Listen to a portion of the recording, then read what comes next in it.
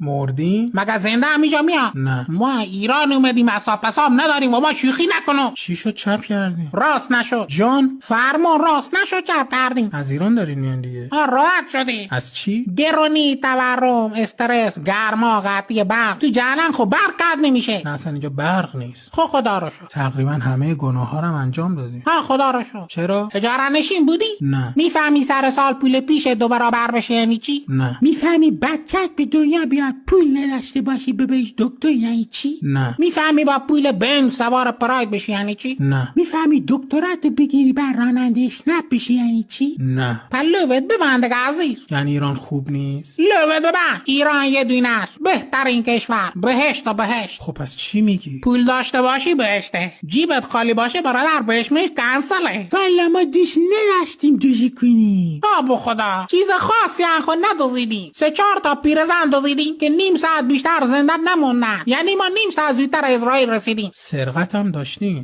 اوه سرقت. 4 تا صندوق صدقه زدیم دیگه. اینا حقمونه. صدقه مال ما بدبخت بیچاره است دیگه. منطقیه. همون اول بهش دم در به ما جا بودی بس برادر. بابا خودمون زکریا رو پیدا میکنیم. زیاده روی نکنین. نه خیالت راحت، ما یارانه بگیریم. هیچ موقع وقت نداشتیم که بخوایم زیاده روی بکنیم. بفرمایید. نوکرتن زکای کوکی زکای.